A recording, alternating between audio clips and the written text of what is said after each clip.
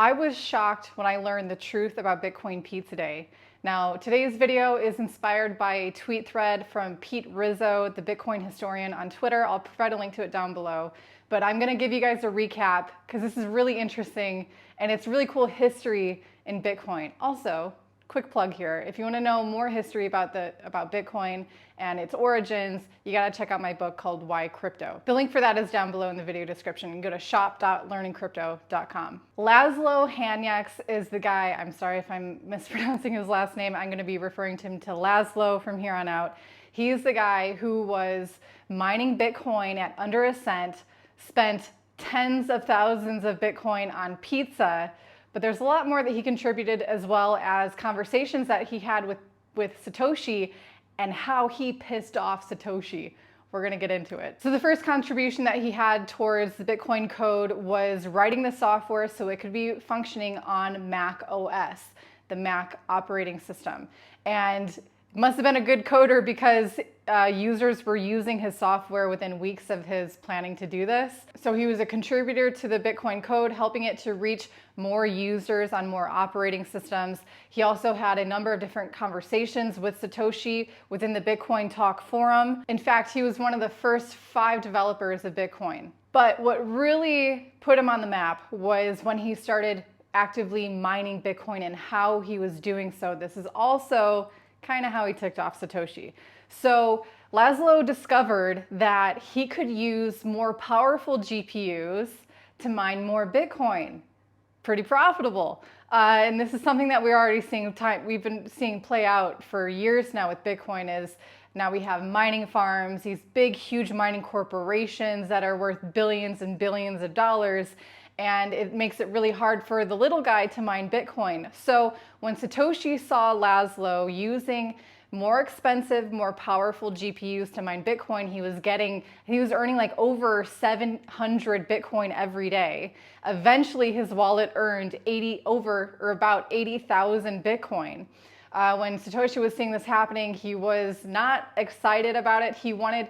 Satoshi knew that this was going to be an inevitability, that as technology progresses, as more investments pour into Bitcoin, it's going to become a little bit centralized in that manner. Satoshi wanted to delay this as long as possible because he wanted as many people to be able to mine this as easily as possible. He wanted to really facilitate a decentralized mining network early on. He wanted to go far and wide as long as possible before centralization can come into play.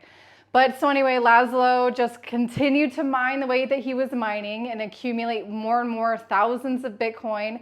And instead of scaling back his mining operations, he chose to go the other route and start spending that Bitcoin. This is where the Bitcoin Pizza Day comes into play. He offered to send someone 10,000 Bitcoin if they could either make or order for delivery 2 pizzas for him. And this pizza idea specifically actually came from the Bitcoin FAQ page written by Satoshi when people are asking about what is the real intrinsic value of Bitcoin, and Satoshi explains it's like a currency. Its value is that it's transactional and that you can transact for it for goods and services, just like the dollars in your pocket. Someone needs to remind Warren Buffett of that, by the way. So something tells me Warren Buffett still uses cash for some reason. Anyway, so in the Bitcoin FAQ, Satoshi was referencing, when people are when there's a hairdresser that accepts Bitcoin for haircuts, and when there's a pizza maker that accepts Bitcoin for pizza, then that's the transactional value of Bitcoin. It's worth whatever people are willing to trade for it. So Laszlo went on the Bitcoin forum, putting up 10,000 Bitcoin for 2 pizzas for someone to either make it homemade or have it delivered to him. That was on May 18th of 2010, and 3 days later, a 19-year-old from California took him for his offer, willingly accepted 10,000 Bitcoin in order for him to call up Laszlo's local Papa John's joint, order 2 pizzas to be delivered to his house. And that was it. That was the start of the Bitcoin Pizza Day. But what a lot of people probably don't know is that Laszlo didn't do this just one time. He did this many, many times, spending many tens of thousands of Bitcoin on pizza because he let this offer stand for quite some time. So roughly, the cost of each pizza was about $350 million in today's prices. That averages out to be about $40 million per piece of pizza, per slice. So, you know, it's just the example, it's just a perfect example of scarcity. And as network effect grows and price discovery happens, we see huge jumps in price in Bitcoin specifically. But obviously this is from 2010. So less than a year, or approximately a year from its inception till now. It's been quite some time. It's been over 15 years at this point. All in all, he spent 40,000 Bitcoin, totaling about $3 billion in today's prices on pizza. According to this tweet thread, it says, eventually life got in the way. Laszlo quieted down and he had to eventually stop taking these offers for offering him pizza in exchange for Bitcoin. Apparently, he might have spent all of the Bitcoin that he had mined. Remember, he had 80,000 Bitcoin and spent roughly half of that on pizza.